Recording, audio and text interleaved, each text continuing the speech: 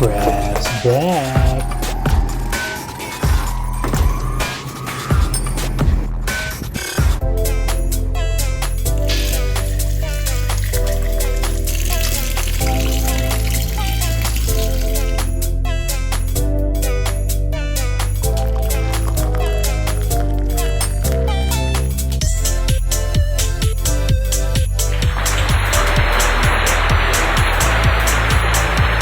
Craft's back. What is up, folks, craft beer lovers and expertises? I'm Andy. I'm back at it again. I got a big boy for you today. Am I excited? This is one of the classics in craft, and I just can't say enough about it, and so I'm not going to say anything about it. I'm just going to let the can do the talking. This big red boy, and maybe you saw from the intro, this is something I am so glad that I found in my local store. Craft keeps it local, so you should stay local too. But I've got this crazy bastard. That's right. It's Arrigont Bastard Ale. Look at that. That is a classic craft beer.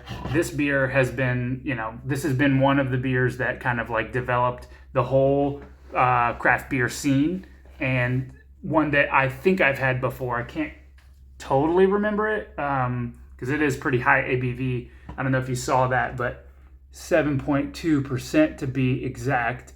So it's a little bit more alcohol than a normal craft, but also peep the 19.2 ounce stovepipe.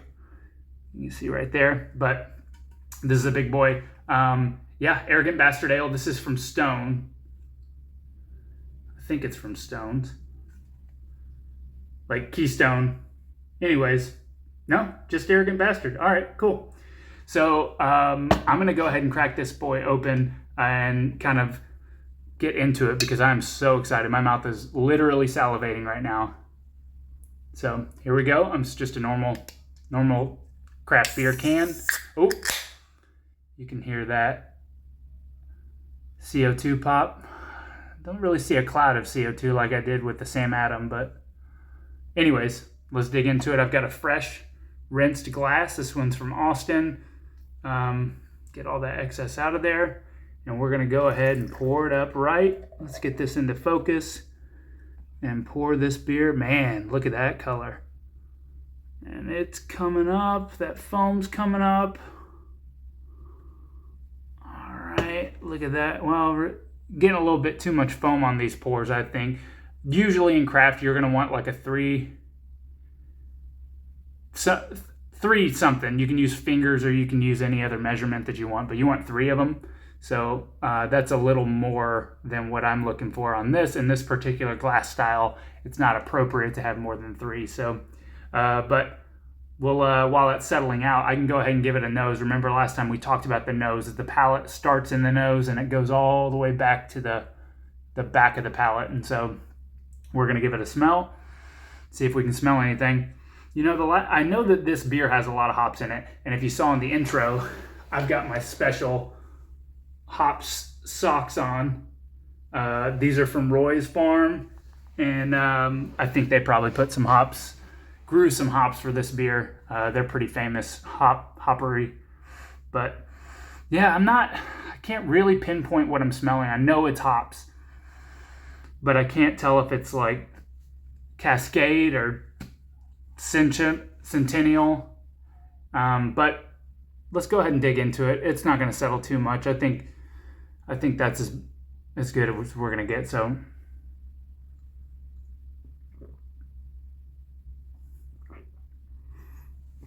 oh man, almost forgot that color. So this is an Austin amber glass, and that color is borderline amber. Still kind of orangey, but borderline amber. So appropriate glass for the beer that I chose. Yeah, that's pretty,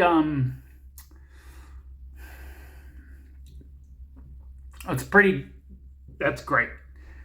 That beer is great. It's got a little bit of that like lingering, like you just licked like sap or pine tar from a bat or something. So that part is like really unpleasant. I don't like it, but the total flavor and the profile, I think is nice. They nailed it on this one. I think it's an ale, so you're gonna get more of that assertive kind of not lager flavor, and it is a bastard of a beer, I have to say. Pretty damn bitter.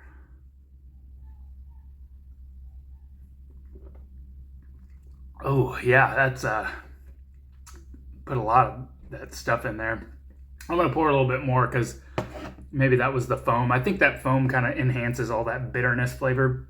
But this is kind of what I've learned about craft, is that when you take the first 2, 3, even 4 sips of a beer, you're not gonna like it right off the bat. It's gonna be a big shock to whatever you were drinking before, like Coors. It's going to be different, and your palate's not going to have adjusted to that. So like similar to going up in altitude, if you're going skiing or something, you have to acclimatize. So you have to acclimatize your palate to this, and you have to taste it multiple times before you really start to kind of like get used to that off bitterness. And so anyways, it's not off. It's just not what I want in a beer, but for craft, it's right on point. This is what you can expect from a lot of crafts. So,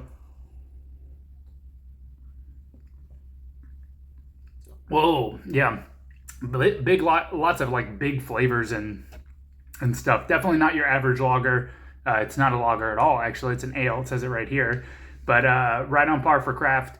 I'd like to see more from this Arrogont Bastard line, maybe a little bit less of that bitterness, maybe a little bit more of something that's a little bit lighter, maybe in alcohol and color. I do like these big cans though. I have to say they hit it out of the park with these. But I'm not seeing much else on here other than it's got a bunch of hops and it's 7.2%. So it'll get you pretty buzzed if this is the only thing you're having. I think I like it out of the can better than out of the glass, to be honest. Sometimes that's like that. Some crafts are good out of a glass, and everybody recommends that you drink out of a glass, but if you get a 6-pack, or if you just got one of these tall boys, this is for slamming on the way home. Well, that's still in there. Man, what the hell? That's a lot of that foam. Normally I would drink that, but that's just...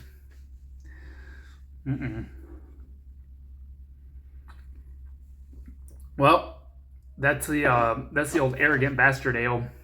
You know, I thought this was from Keystone, but nowhere on this can does it say that. So, I guess they split ways. Bastard took over. So, rock on, bastards. Yep, that's all I got for this one.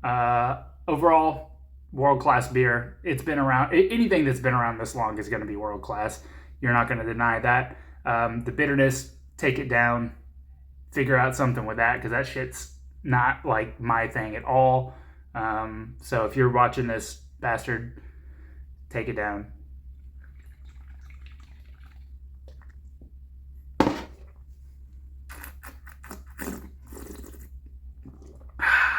Yep, that's another one in the books. Another craft beer review. Stay tuned. I'll be doing more of these in the most recent upcoming weeks. Stay tuned for it. I may couple this with another. Maybe I'll throw like a whiskey in there or something. That's a craft. And then just stay tuned. I'm going to try to deliver some more information in these as well. I know I kind of just stuck to the beer, but this was such a unique one that I couldn't really help it. So anyways, peace, love, all the things. This is Stone. I thought it was Stone. This is just Bastard Ale now, but I hope you enjoyed this review. Please like and subscribe. Text me, call me anytime. It doesn't matter. Leave a comment, have some Discord below. If you don't like it, put that down there. I'll snap back at you. I don't give a shit. And then just kind of boost this channel up, because we need it. We need the sponsorship ad revenue. So please send that out. Anyways, let's all drink a little bit.